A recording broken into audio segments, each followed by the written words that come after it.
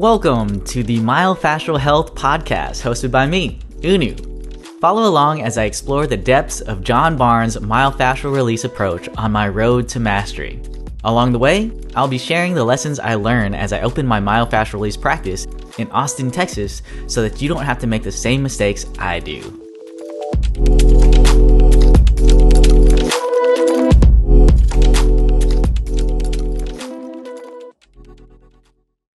Welcome back to the Myofascial Health Podcast. Now, I'm joined here by a very special guest.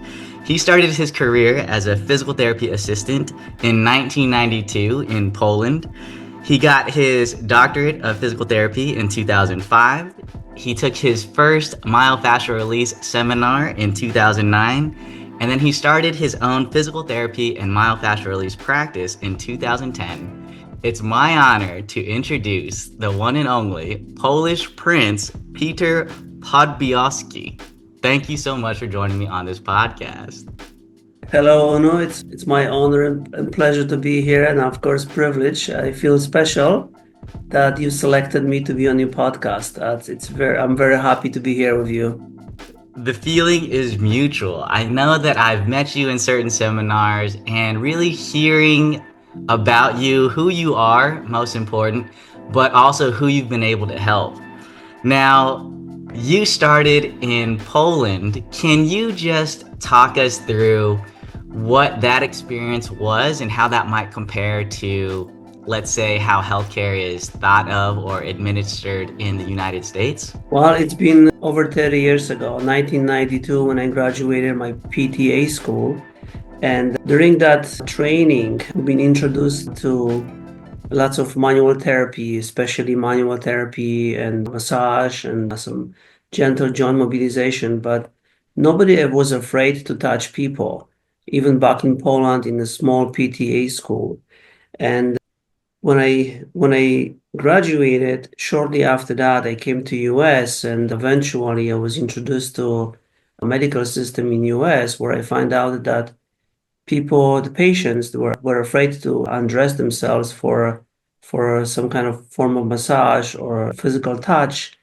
And for me, it was just surprising, very surprising, that not only the patients were afraid to undress themselves for some form of manual hands-on therapy, but also therapists were not really willing to work on them.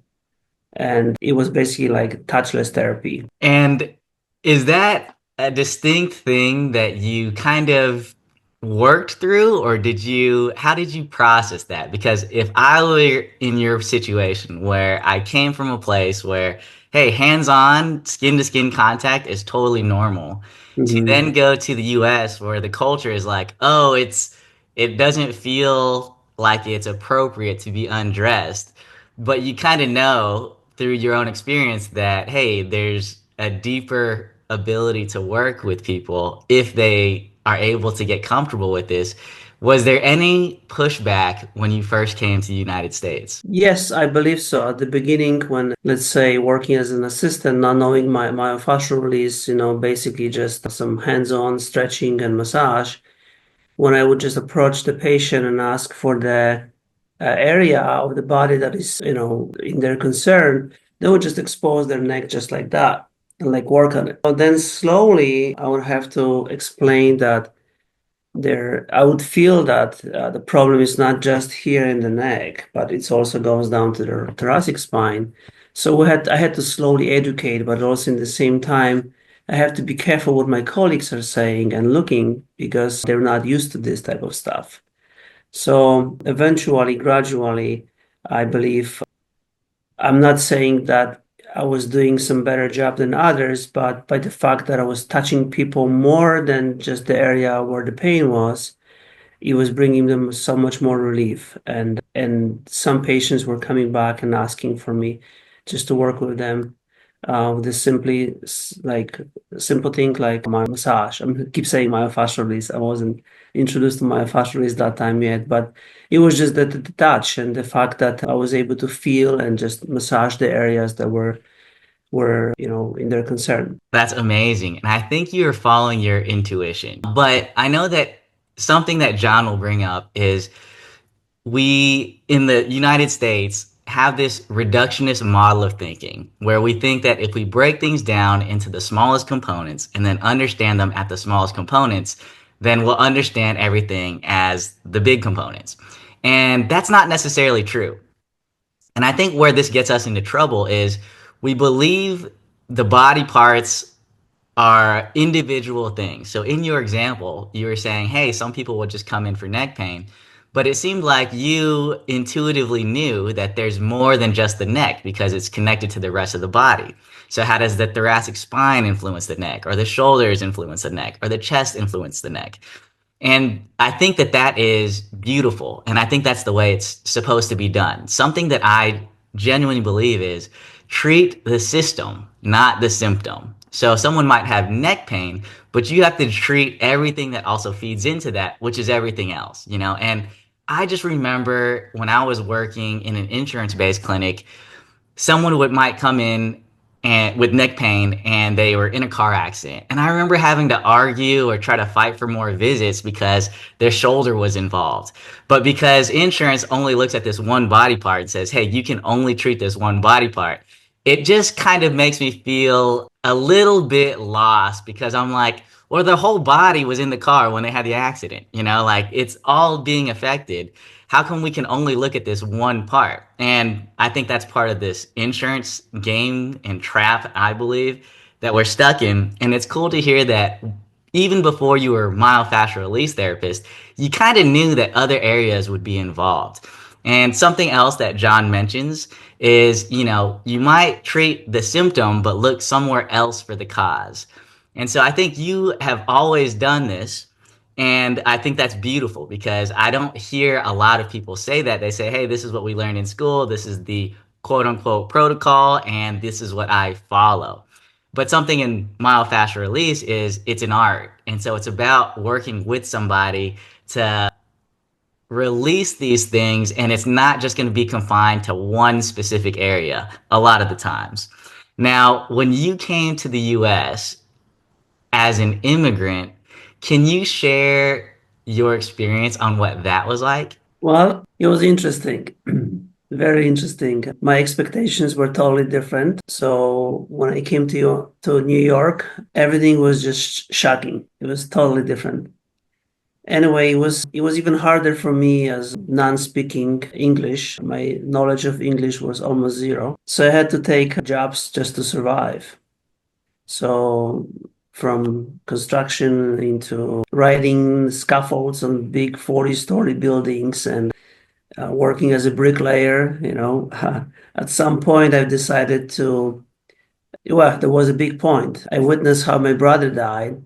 He was at that time 33 years old and he fell off the building next to the Empire State Building. So he ended up on the sidewalk, and that was the end of my career. I promised myself and I promised my mom, my family, that I will never go back into this type of job. And I remember there was one day I was walking in Brooklyn, and it was raining day. I was basically crying, but I didn't want to show my tears. And I was thankful to God that the rain was coming, so nobody could see that I'm crying. And I'm walking by a clinic, and I stopped by, and I see at the window there's a big sign, physical therapy. And I said something, some intuition pushed me inside the building, and I said, go in it. I went in, and the receptionist asked me, how can I help you?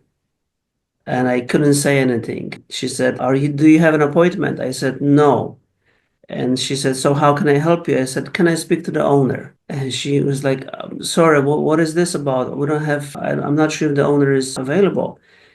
And I told her that I am a physical therapist assistant from Poland, and I was just walking by and I'm looking for a job just to work, to do anything. I would like to start working as in the physical therapy industry in US. And that time the owner, she was a doctor, she heard the conversation and she interrupted us and she said, come in. I walked in and I said, this is my story. No, I was legal here, I had a green card and I had a work permit and everything. And she asked me, why am I here? I said, I'm a physical therapist assistant. I'm looking for a job. I know I don't have a license yet, but I can work as a tech. And she said, and I said, well, I can work for free. How is that? I was just so desperate. I said, I can work for free. I can do it for free. And then she said, do you have time now? I said, yes, I do. She goes, take off your jacket. Here's the short lab coat. And I'm going to introduce you to the staff you hired. So that was my interview. Basically, it was just a very short conversation, and she hired me as a PT technician. And of course, she paid me money. I wasn't like working for free.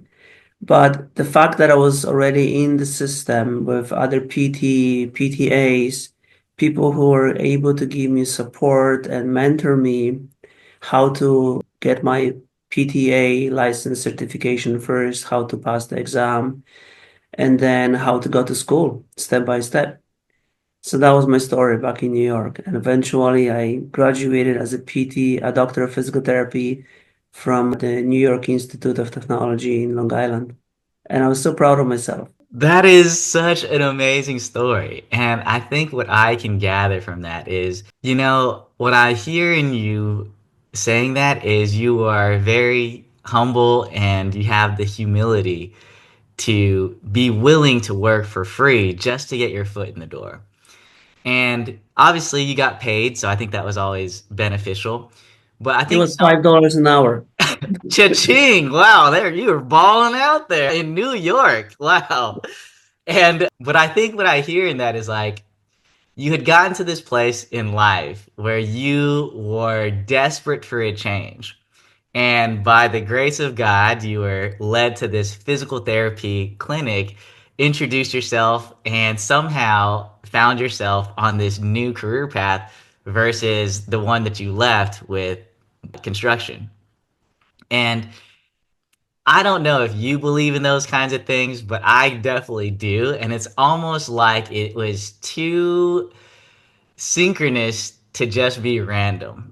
And I think anyone who's in that situation, let's say, like for example, I have people who are contemplating going into physical therapy school and they want to know what it's like. And they'll ask me, like, hey, can I shadow? Can I learn more? Can I help? And whenever that is brought up, I'm more than willing to be able to allow and provide that step for them to help them grow, like this particular practice did for you.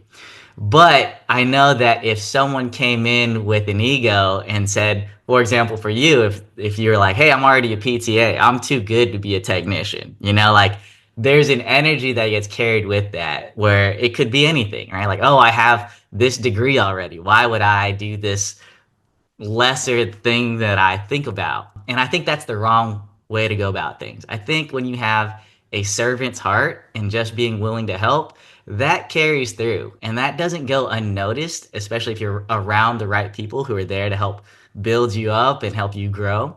But I think sometimes those opportunities get closed because you don't give yourself the chance because you think you're quote unquote too good for it.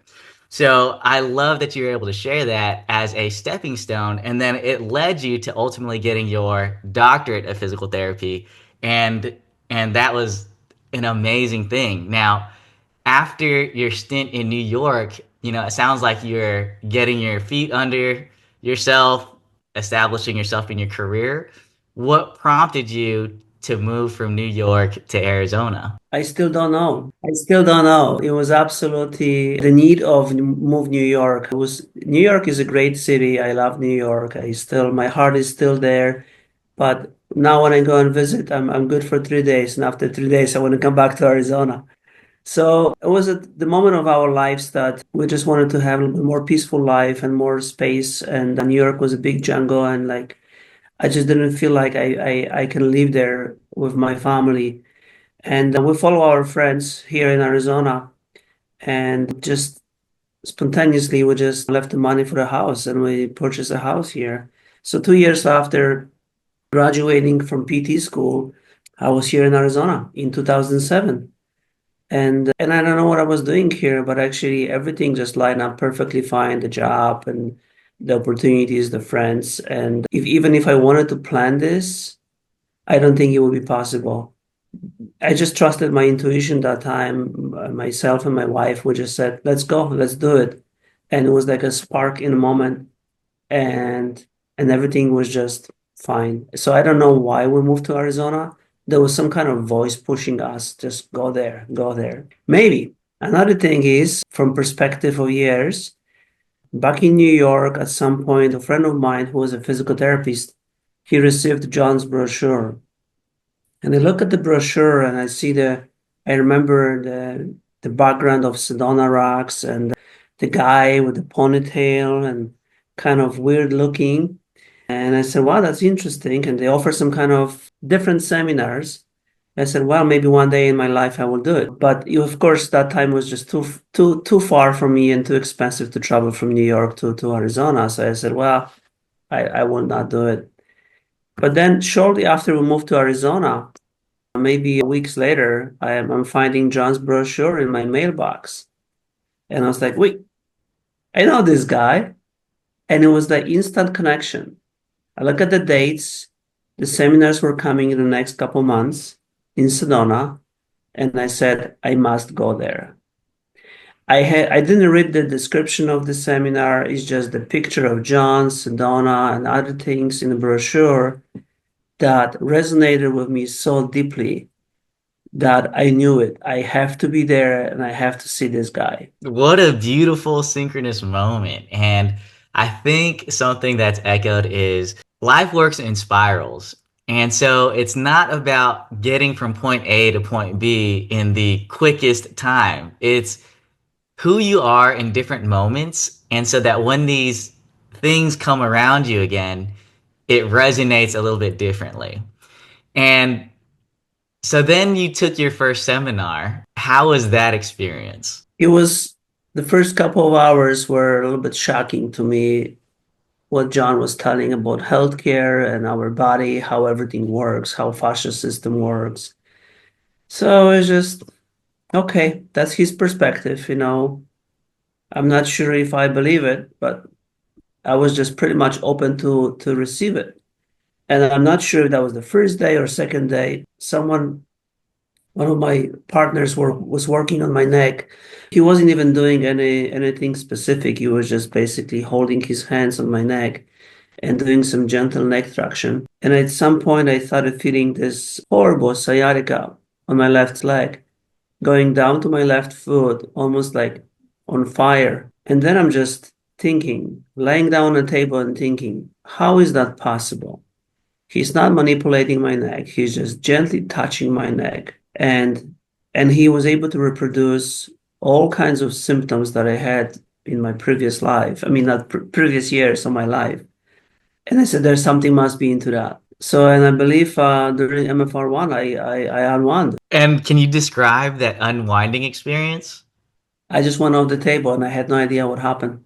That's- When I opened my eyes, I was like, how did I end up here? I have no idea how was that possible? I didn't control the movement. I believe there was some instructor that helped to facilitate that process. But even if there was, I'm not even aware if there was instructor. If there was any kind of form of touch or contact, I don't remember because it was just one smooth motion going off the table. So after one, during the MFR1, my body knew what to do with that. I love that. And I think it's because what I'm hearing with your story is you don't let yourself get in your own way. I think John will say, get out of your own way. And just to catch my listeners up, unwinding is this involuntary movement that your body can do if you allow it to. And I think you know, it's amazing to unwind, right? Like you feel this freedom, you let go of different tensions and restrictions. But there's many people that I've come across who haven't been able to unwind. And that's where I think that they're just kind of getting in their own way because it takes some level of vulnerability and trust to be able to let go and let your body unwind. But sometimes people fear letting go of control so much that they'll cling on to it because that's what's familiar. Whereas for you, you let go, didn't even know how you ended up on the floor, and you thought, "Wow, that was an experience." And so I guess if you were to work with someone who has a very difficult time being able to let go and unwind, what would you recommend to them? Well, I believe what happened during my first MFR1, the fact that I unwound myself, I mean, with the therapist, it was partially the fact that I couldn't understand what John was saying. So that time I basically stopped thinking. So when I have my clients here on the table and I know that they're just trying to see where is the action, what's going on and what to expect, and they just want to keep their eyes open and see what am I doing. I ask them, I ask them question like, what about if you just give yourself permission to stop thinking right now and then go a little bit deeper and just stop thinking about not thinking. And then that does if that doesn't work, I said, let's just pretend you don't understand what I'm saying and you just stop thinking. Just let me talk and you don't have to understand what I'm saying. And sometimes it helps. So like seriously, how am I guiding my patients? I'm not there to unwind them. It's up to them. It's a very sacred moment and we don't have to facilitate, forcefully, anything. It just happens. If it doesn't happen, it's okay too. It took me some time to understand that unwinding doesn't have to be so profound and explosive and like so physical. You don't have to go up and down from the table. You don't have to stand on your head. Sometimes, in many cases, actually, unwinding could be very subtle and profound at the same time. It could be quiet, and then when I finish, I just kind of my channel five will be just criticizing me, saying like, "You haven't done anything. Like you are such a horrible therapist. What have you done?" And nothing. And then the next time, when I see my patients, they tell me that was the most profound experience I ever had because everything was happening inside my body, and they didn't have the need of expressing themselves in a physical level. It was just so subtle and quiet. So every unwinding is very unique, and every unwinding is very individual. And we don't have we shouldn't have an agenda how people want to unwind because this is it's up to them. It's not. 100%. 100%. I completely agree with you. Now, something that you had mentioned was channel 5. And just as a reminder, John talks about two different channels, channel 5 and channel 3. And a way to understand it or grasp the concept is you can think of channel 5 as being like your left brain. It's linear, it's critical, it's logical, and that's where fear is thought to be. Whereas channel 3, you can kind of think of it like your right brain. It's more creative, it's more intuitive, it's more loving. And that's where we are challenged to be in myofascial release. Now, another thing that John will say is detach from the outcome.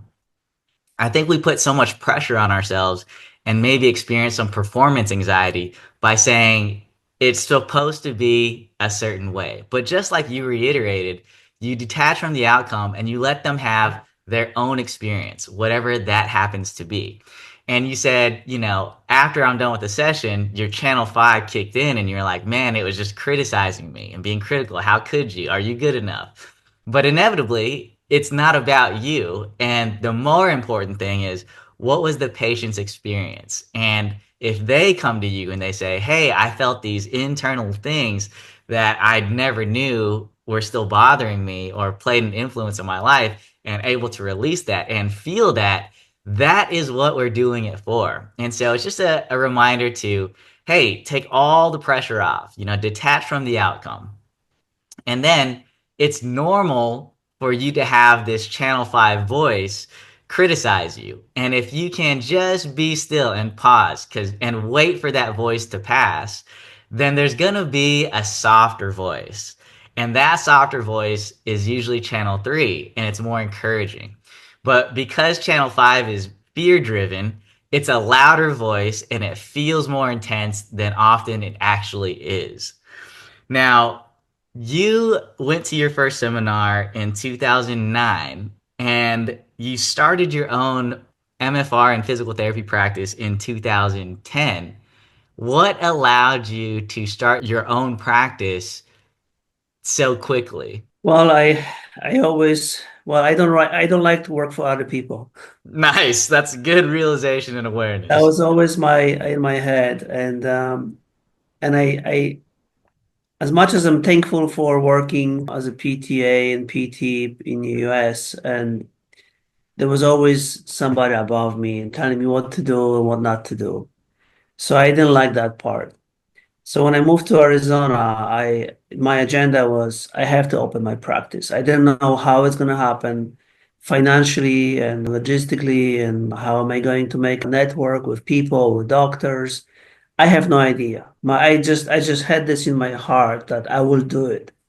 So after taking myofascial release one, in the first year, I've completed 10 seminars. So I was taking one seminar after another in 12 months.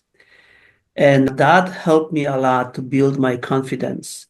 And listening to John's words, it was helping me to go deeper into my intuition, the channel three, and I knew I would succeed. It wasn't coming from the ego that, oh yeah, I have this and this and that, so I can succeed. It was coming from the fact I have nothing, but I will succeed. And then it was just like everything was so synchronized. I've met the right people, some doctors and friends, and those doctors became my friends. And I started working on the doctors' family members and other people, and it was just like a organically grown garden. I didn't have to use the outside fertilizer. Even until now, I don't advertise. I never advertise anywhere. I didn't have to do any shows or festivals or going to the fair. It was just always there. I would just come to office and the people would be here. So what happened, of course, MFR play a huge role in my decision making, and I knew I was supported by the fact that I know FR.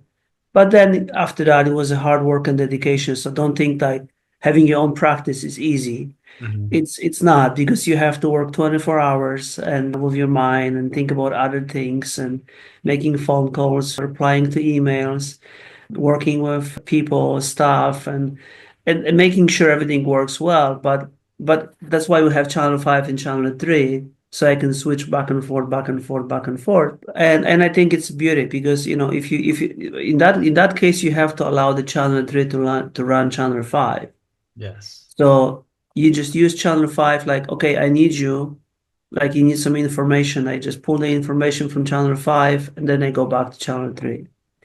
And that's how I run my life. How this is how I run my practice, and it's been going now for, well, 16 years, almost 16 years. Congratulations. I think that's something to be proud of. And I love that you acknowledge that Channel 5 serves a specific role, but it's just making sure that it's not running the show. And I think that's what John also reiterates. He's not saying it's one or the other. He's saying if you're in more Channel 3, your Channel 5 will become better. And it's not getting rid of Channel 5, it's just using it for what it's meant to be used for. Now, have you always grasped myofascial release since your first seminar, or did it take some time for you to accept the work and adopt it as something you identified with and do for a living? Well, during MFR one, I came to the seminar with my family. So we stay in a hotel room. So after the class, I came to the hotel room and I was so excited. Let me just try this. And I started working on my kids and doing this, doing that. And they would respond to that. Also, when I had to go back to work, at that time I worked for the big orthopedic clinic, and they were mainly working with the Phoenix Suns physicians and big athletes. And it was a big open concept, they didn't have a private rooms, and I was the only one who was spending more time with the patients and just moving them certain ways. So my supervisor was a little bit concerned. He said, "What are you doing to these people?" I said, "This is what I learned in my fashion release class in Sedona a week or 2 weeks ago." So they wanted to criticize me, but they were just like kind of checking me from the distance, and they couldn't really trust, and they were just a little bit concerned that I was spending more time than before. So yes, I was able to apply the fascial release techniques right after, even though I was in an environment that was not supporting me, was not friendly. Everybody was looking at me like I have two heads. And that was another thing confirming my vi vision that I have to work for myself. I don't want anybody to tell me what I can do, what I cannot do. So yes, I was not afraid to touch my people from after coming from MFR1. I used my skills. I said, I paid money for this. I have to use it. Let me see if that works. If it doesn't work, I have to go back for the refund. I love that. If you're smart like Peter, or you're more willing to trust your intuition like Peter, then do that. I let my own Channel 5 traits get in the way. And I had confidence in who I was as a physical therapist because I didn't do things traditionally. And I remember in my first seminars, I would ask John a bunch of questions. And one of the questions was, if myofascial release is real and is the truth, then that means what you're saying or what I'm hearing is that all of healthcare is wrong. And John looked at me and he goes, "That is what I'm saying." And I didn't question him because I think the healthcare system is broken. And I've come across many teachers who say, "Hey, this following protocols thing doesn't work." And inevitably, when you try to follow a protocol, it doesn't get your patients back to where they want to be. So it's cool to hear that you've had these experiences where you trusted yourself enough to say, "Hey, this is what I'm doing." Despite the criticism, despite the lack of support, this is what I feel like is genuine to myself. And in my heart, I feel like I'm helping someone to my ability. And if you're not on board with that, then this is where we split. Now, something that you had mentioned was you started working on your family members right after the seminars to get a sense of, this work, what it can do. And I know that in brochures, I've seen an article that John posts, and it's a story about a person who breaks their clavicle. And it shows two x rays, one with a severely broken clavicle, and one where it looks like it's not too bad. Do you have a story to share on what that might be? Yeah, my son was 9 years old and he attended this martial art class and they were practicing some certain punches. And there was a big kid that punched him right there in the clavicle that he not supposed to. He was supposed to stop, but he did that anyway. So my son wanted to be a tough guy. He got up quickly and the boy did it again, even harder. So he broke his clavicle in half. And also the right sternoclavicular joint was shifted down into the sternum area. So when I checked my son, it looked like, oh my gosh, it's a fracture. It's a horrible fracture. I could feel this with my hands. So I grabbed him right away to the emergency room and they did X-ray. And it was already 11 o'clock at night. And they told me that right now we can only give him some pain medications and give him a sling and let it rest. And there's no orthopedic doctor available. There will be available one in tomorrow morning. So it's up to me if I want to stay in a hospital or just go home and like follow up with the doctors. That time I worked for the orthopedic surgeons and one of the doctors was a very good friend of mine. I texted him that night and I said, "Can I see you tomorrow morning with my son?" He said, "Of course, come over. We're gonna make a room for you." So we did come, but sorry. Yeah, so we did come anyway. Everything was set up for the second appointment. But coming back from the emergency room, when we got home, my son was in so much pain, and I just didn't know how to help him. I felt his pain like my own, and I don't know what to do. And the Channel 5 tells me, don't touch it. It's a fractured bone. It's a child. Don't touch it. You don't work on on broken bones. And I knew it, but I had to take my son in my bed and just I gave him some extra pillow, so he had to be in a reclining position because he couldn't tolerate any other positions. And as he was lying down next to me, I could feel his pain, and then my intuition said, touch him. just touch him. So it was more than was less than touch, was more than like energetic touch. I just touched gently his shoulder and I touched gently his neck. And basically the touch was just more love and support than any physical touch or manipulation. And after a few minutes, I felt something like click, click. And then a few seconds later, my son started sleeping. And I thought I killed him. I was like, gosh, I think I killed my own son because he's really not making any sound of pain. And I left it like this. He slept the whole night. The next day in the morning, he wanted to move his shoulder like never before. I said, don't do that. Let's go have a doctor's appointment. We'll have to go and attend in an hour. So the orthopedic doctor checked his shoulder, did the X-ray, and he said, Peter, look, there is a fracture, but it's just like looks like it's cracked. But everything is back in place. There is nothing we can do. Basically, just keep the sling on for a few weeks and he will be absolutely fine. And I said, Doctor, look at this X-ray from 12 hours ago. Can you compare those? What do you say? He looked at the X-ray from the emergency room and he said, I don't know what to tell you. Sometimes the nature takes its course. And of course, I didn't tell him that time that I work on my son because maybe I was afraid that he may judge me that I work on broken bone. But I knew it like, oh my gosh, MFR works. Yeah. MFR works and doesn't have to be nothing physical. Actually, the less you put your pressure on the body is allowing to express itself in their own way. So we don't have to be even there. We're just helping them to support, give them some love and intention, and then the body can do the wonders.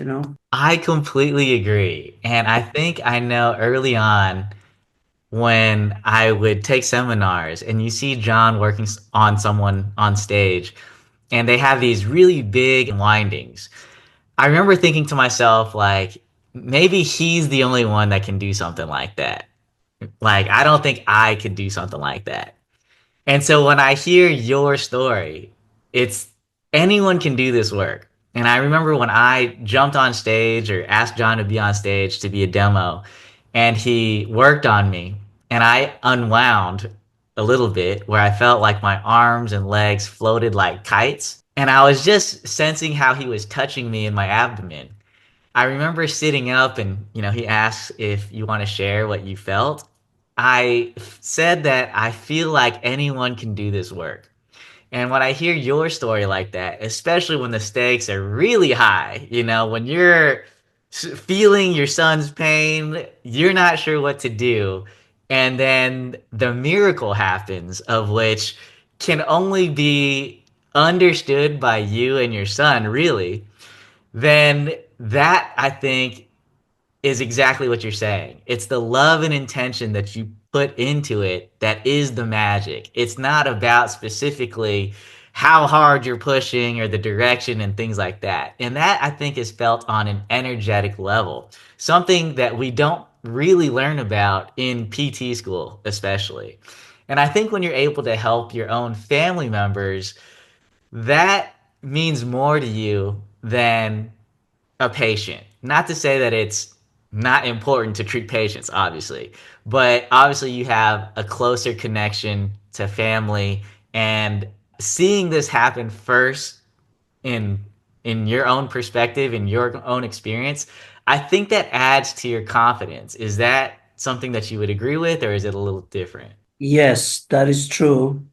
And just to add into your comment, if I can do it, anybody can do it. Yes, exactly. If I I can can do do it, it, anybody anybody can can do do it it. even better than me.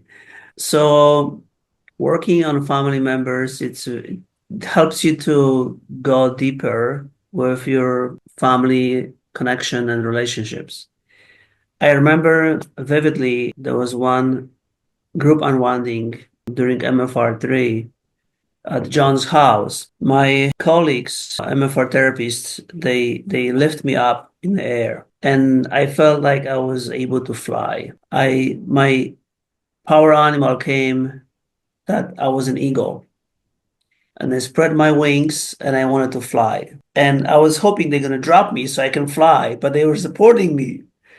So then the vision came and the question was, okay, so if you're ready to fly, what happens with your family that stays behind you? They don't have wings yet. You can fly, you can be fine, but you're leaving them behind. And I had this vision. I was just standing at the edge of the cliff in Sedona, and I wanted just to dive and fly. And then I said to myself, I will do it anyway because the intuitive voice is so strong that I will do it. So I started flying, and then I looked behind my head, and I see my family is standing at the edge behind me, and they don't know what to do. And I just keep flying.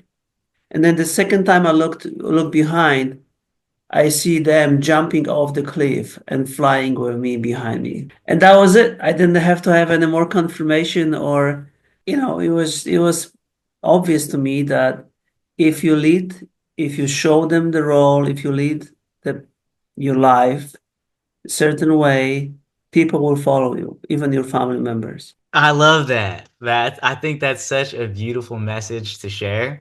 I sometimes feel like I am viewed sometimes in a certain way in my family. And I just got married to my wife now, Yvette, and we are hoping to have kids at some Congratulations. point. Thank you. You know what? I'll say this. She's more beautiful than you. I don't know how she wanted you. I don't I know. know. Hey, I don't disagree with that. Not at all. 100%. And, it's funny. People will say, like, hey, congratulations. And, normally when someone congratulates somebody, it's like they've done something worth achieving, like graduating physical therapy school. And I remember putting a lot of work into that. And so once people say, hey, congratulations, I was like, yes, I did something that was hard to do and I kept at it.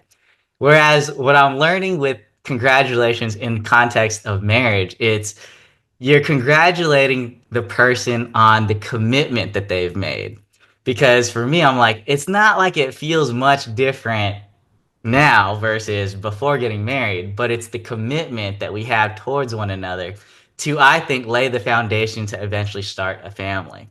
And if anyone's on that journey of marriage, it's not a rush, right? So making sure that, hey, marriage is a marathon, not a sprint. And I think society and culture can get it wrong when they sell this idea that the end goal is to get married.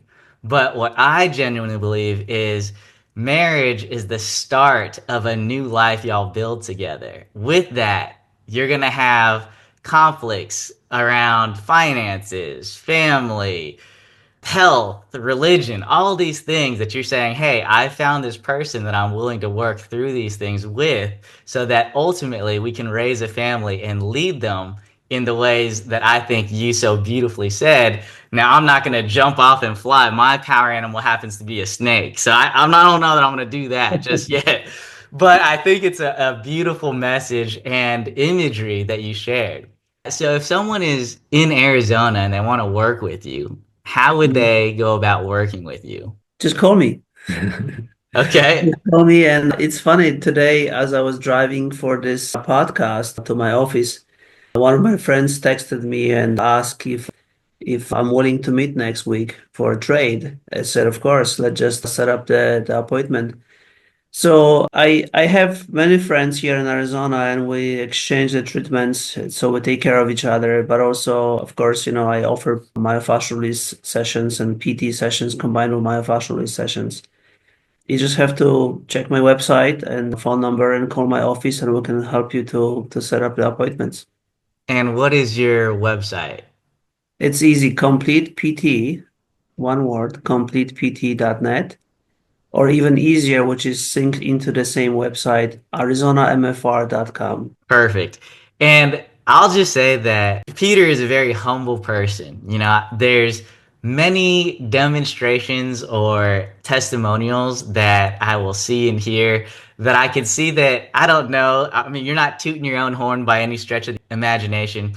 But for example, I know that John will show one of your patients with your permission and her permission where there was a little girl who could barely walk down the hall, and through myofascial release treatments with yourself, she's seen skipping and running down the hall. It's night and day.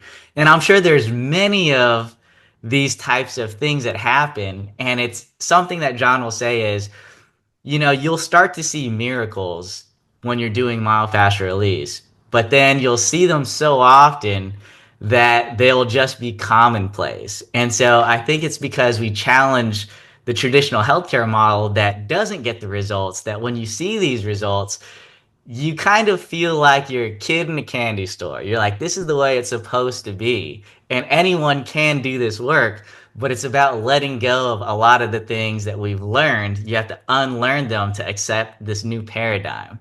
Now, before we get out of here, do you have any last things to share with my audience? Am I going to that sentence and the last wishes or? No, I just, anything you would like to share, if there's something on your heart that you'd say, I think this would be important to mention.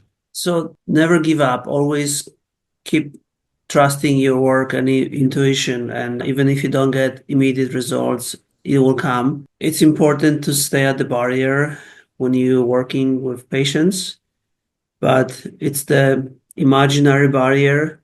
You don't go under, you don't go over. It's just basically stay at the barrier as John Barnes is teaching. This is fundamental thing.